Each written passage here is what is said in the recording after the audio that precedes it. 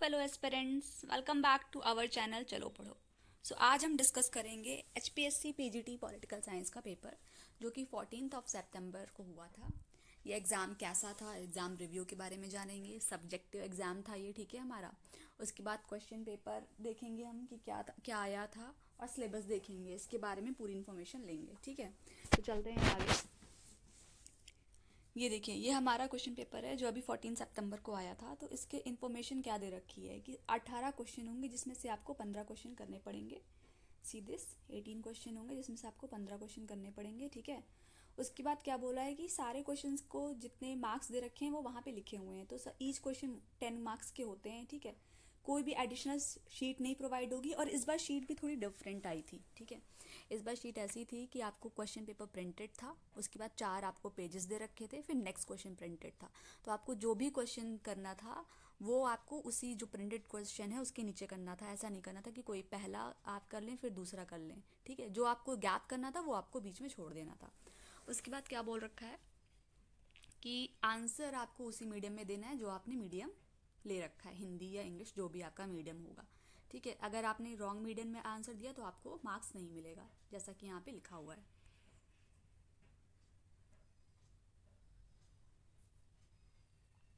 ठीक है। ट्रांसलेशन की अगर बात करें, जैसा कि हर एग्ज़ाम में होता है, और ये मुझे लगता है कहीं ना कहीं हिंदी मीडियम वालों के लिए ठीक नहीं है, लेकिन हर एग्ज़ाम में ये लिखा जाता है कि questions are printed in English and Hindi languages in case of any ambiguity in translation of any question English version shall be treated as final, ठीक है। तो इंग्लिश वर्जन को फाइनल माना जाएगा। तो ठीक है, ये हो गया। आगे देखते हैं और क्या है।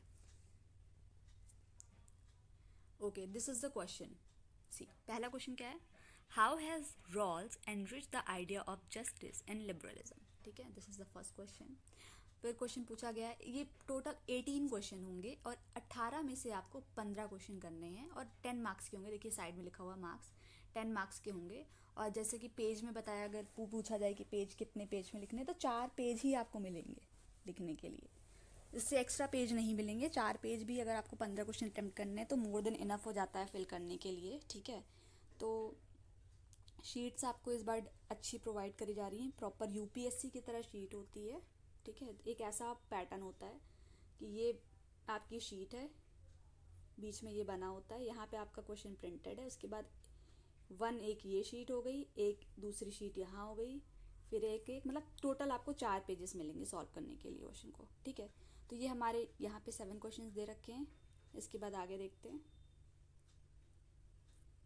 ये देखिए 8, 9, 10, 11, 12 सारे 10 मार्क्स के दे रखे हैं। 14, 15, 16, 17, 18। ओके, तो पेपर की अगर बात कही जाए तो पेपर देखने में आपको लग रहा होगा कि बहुत जनरल पेपर है, नॉर्मल पेपर है। लेकिन जब जनरल पेपर होता है तो आपको फैक्ट्स लिखना ज़्यादा इम्पॉर्टेंट हो जाता है, क्योंकि वो पेपर सारे बच्चे अटेम्प्ट करते हैं, ठीक है। तो ये डिपेंड करेगा कि आपने कैसा पेपर को सॉल्व किया है। लेकिन पेपर ये कह सकते हैं कि लेंदी था। आप लोगों का पेपर कैसा गया कमेंट करके बताइएगा कि आपने कितने अटेम्प्ट किए, कितने क्वेश्चंस करे, कितने शीट्स भरे, ठीक है। इससे और एस्पिरेंट्स को थोड़ा मोटिवेशन मिलता है। और आगे बढ़ते हैं, देखते हैं क्या है सिलेबस। ये रहा हमारा पॉलिटिकल साइंस का। सिलेबस के अंदर से ही सारा पेपर था, ठीक है। आउट ऑफ सिलेबस कुछ भी नहीं था, आउट ऑफ सिलेबस कोई भी क्वेश्चन नहीं था, ठीक है। सिलेबस के अंदर ही सारी चीज़ें थी। आगे अब देखते हैं, ठीक है। अब थोड़ा हम एग्ज़ाम के बारे में जानते हैं। तो पहले क्या होता है, प्रीलिम्स वाला एग्ज़ाम होता है, ऑब्जेक्टिव, फिर सब्जेक्टिव होता है, फिर इंटरव्यू होता है। ये इस पैटर्न, इस एग्ज़ाम का पैटर्न है। लेकिन यहाँ पे देखिए बोला गया है कि अगर जो है total number of applicant is less और nearly 4 times the number of advertised post, the commission reserve its right to call the candidate directly for the subject knowledge test.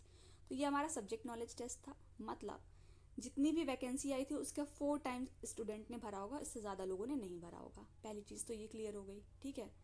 तो अब देखिए आगे क्या है। मतलब पहला ये दे रखा है, अगर 4 टाइम्स से ज़्यादा भरा है तो प्रीलिम्स लेंगे, और प्रीलिम्स लेंगे तो उसमें 4 टाइम्स को बुलाएंगे सब्जेक्टिव के लिए, ठीक है। लेकिन अगर 4 टाइम्स ही भरा है या 4 टाइम्स से कम भरा है तो डायरेक्ट ही सब्जेक्टिव एग्जाम लेंगे। पहली चीज़ तो ये क्लियर हो गई।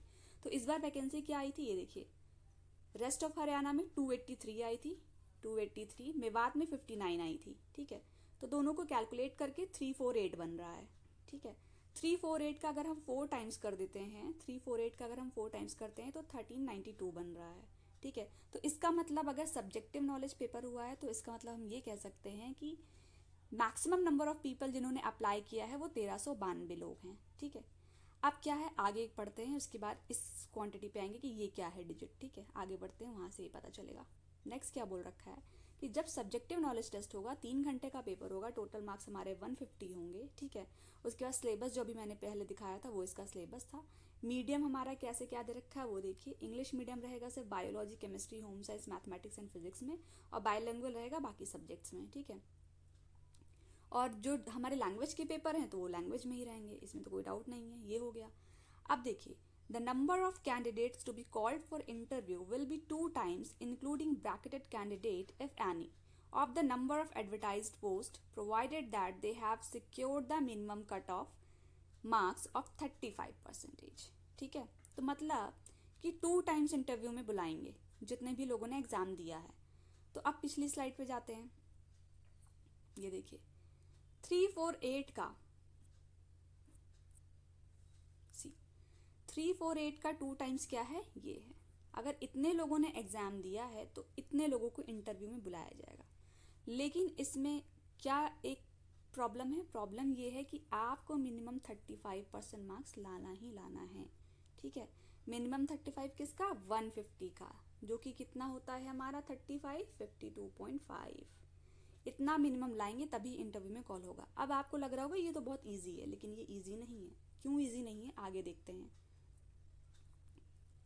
ये देखिए, ये इसके बारे में आपने देख लिया। और एक लाइन और पहले बता दें कि 35 the weightage of the subject knowledge test will be this 87.5। ठीक है, अब ये क्या है, ये है कि अब सब्जेक्टिव और इंटरव्यू का जो पेपर होगा कंबाइन करके मेरिट लिस्ट बनती है। प्रीलिम्स की मेरिट लिस्ट ऐड नहीं होती है, सब्जेक्टिव और इंटरव्यू की मेरिट लिस्ट ऐड होती है। तो सब्जेक्टिव का वेटेज कितना है, 87.5%। ठीक है, आगे बढ़ते हैं। अब ये हमारी जो पिछली बार की वैकेंसी आई थी, ये देखिए। ठीक है, पिछली बार की जो वैकेंसी आई थी उसमें टोटल नंबर ऑफ पोस्ट कितने थे, 240।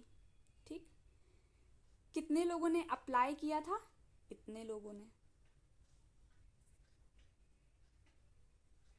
ठीक है, और कितने लोग अपीयर हुए थे, इतने लोग अपीयर हुए थे। मतलब एग्ज़ाम देने ही नहीं जा पाए थे, कुछ भी रीज़न हो सकता है, सेंटर दूर, या फिर समटाइम्स अगर आप डेट नहीं देखते हैं एग्ज़ाम वेबसाइट पे टाइम टू टाइम जाके तो आपका एग्ज़ाम छूट जाएगा।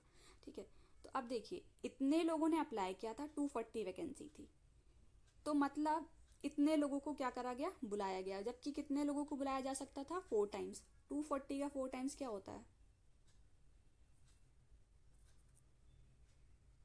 960 लोगों को बुलाया जा सकता था। लेकिन जब एप्लीकेंट्स ही इतने थे, इसमें से इतने लोगों ने एग्ज़ाम दिया था। ठीक है, अब आप ये समझिए कि इतने लोगों ने एग्ज़ाम दिया था। इंटरव्यू में हम 2 टाइम्स को बुलाते हैं। ठीक है, 240 का 2 टाइम्स कितना होता है, 480 होता है। इंटरव्यू में 481 एप्लीकेंट्स में से 480 लोगों को तो बुलाया जा ही सकता था, लेकिन बुलाया कितने लोगों को गया, इतने लोगों को, 283। रीज़न क्या था, वही मिनिमम कट ऑफ 35% चाहिए ही चाहिए।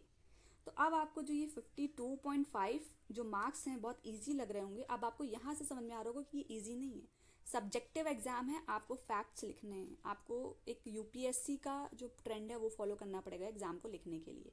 ठीक है, तो ये नहीं है कि आप कुछ भी मास्टर्स और बैचलर्स की तरह यहाँ पे लिख के चले आएंगे और आपको नंबर मिल जाएंगे। ठीक है, तो आगे देखिए, अब 283 है।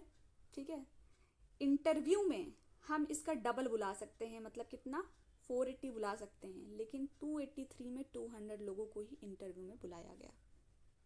सॉरी, इंटरव्यू के लिए ये मैंने गलत बोल दिया, इंटरव्यू के लिए 283 लोगों को बुलाया गया। ठीक है, और इसमें से सिलेक्शन पोस्ट कितनी थी, 240, तो सिलेक्शन कितना हुआ, 200 लोगों का सिलेक्शन हुआ।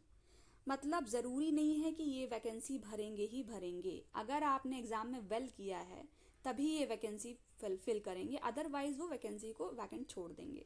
तो रीज़न क्या है, हम पीजीटी के टीचर्स के लिए वैकेंसी लाए हैं। तो जब पीजीटी के टीचर्स के लिए वैकेंसी है तो उसी लेवल का उनका नॉलेज होना चाहिए ताकि वो बच्चों को अच्छी शिक्षा दे सकें, ठीक है। तो इसलिए ये सारी इसकी इंपॉर्टेंट चीज़ें थी, लास्ट टाइम का मैंने एनालाइज किया है। तो इस बार का यही है कि अगर 348, देखिए 348 अगर वैकेंसी आई है टोटल, जिसमें से इतने लोगों को हम सब्जेक्टिव के लिए बुला सकते हैं, जिसमें से कितने लोग दिए होंगे एग्ज़ाम नहीं पता, कितने लोगों ने फिल किया है अभी ये भी नहीं पता, जब रिजल्ट आएगा तो पता चलेगा। इंटरव्यू के लिए इतने लोगों को बुलाया जा सकता है, लेकिन ये भी पॉसिबिलिटी है क्या पता एग्ज़ाम ही इतने लोगों ने फिल किया हो, ठीक है। ये हमारा रिजल्ट के टाइम पे पता चलेगा। अब आप ये बताइए कि आपका एग्ज़ाम कैसा गया, ठीक है, और ये एग्ज़ाम आपने कितने क्वेश्चंस अटेम्प्ट कर पाए, कैसा लगा, लेंदी लगा पेपर, और सेंटर में आपको कोई प्रॉब्लम तो नहीं हुई, या फिर क्या कहते हैं जो ये एग्ज़ाम के क्वेश्चंस थे ये आपको किस लेवल के लगे, ग्रेजुएशन, मास्टर्स, 12th 11th, ठीक है। ये सारी चीज़ें आप थोड़ा डिस्कस करिए और बताइएगा एग्ज़ाम कैसे लगा। और अगर आपको ये वीडियो पसंद आई हो तो लाइक कर दीजिएगा, सब्सक्राइब कर दीजिएगा चैनल को। Thank you so much for watching this video.